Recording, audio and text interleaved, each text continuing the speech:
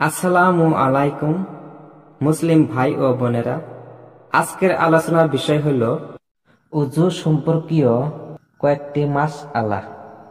পুরুষগণ ওযুর সময় মুখমণ্ডল 3 বার ধোয়ার পর দাড়ি খিলাল করবে, অর্থাৎ ভিজা হাতের আঙ্গুলসমূহ দাড়ির ভিতর প্রবেশ করিয়ে দাড়ি ভিজাবে, তবে 3 বারের যেন বেশি না হয়। ওযুর সময় দাড়ি ও কানের মধ্যবর্তী স্থানটুকু ধোয়া ফরজ, সেখানে চাই দাড়ি থাকুক বা না থাকুক। ওযুর মধ্যে থুতনি ধৌত করা ফরজ, চাই তার উপর দাড়ি থাকুক বা না থাকুক। মুখ বন্ধ করলে ঠোঁটের যে অংশ স্বাভাবিকভাবে বাইরে দেখা যায় তাও ওযুর মধ্যে ধোয়া ফরজ।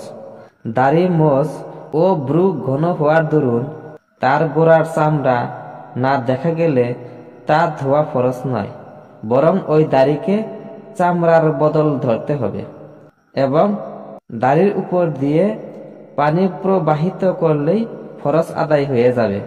দাড়ি, মোছ ও ভ্রু এমন পাতলা যে নিচের চামড়া দেখা যায়, তবে মুখমণ্ডলের সীমার মধ্যের দাড়ি ধোয়াও ফরজ, বাইরের দাড়ি নয়।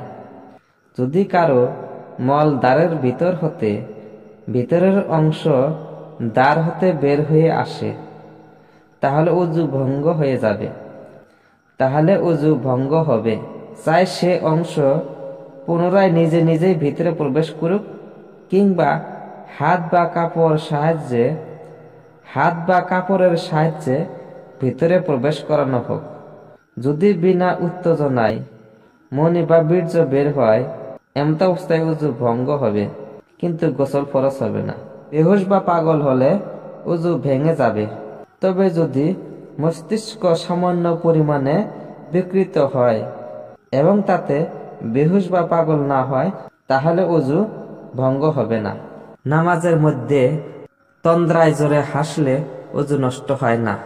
জানাজার নামাজ ও তিলাওয়াতে সিজদার সময় শব্দ করে হাসলে বেলেগ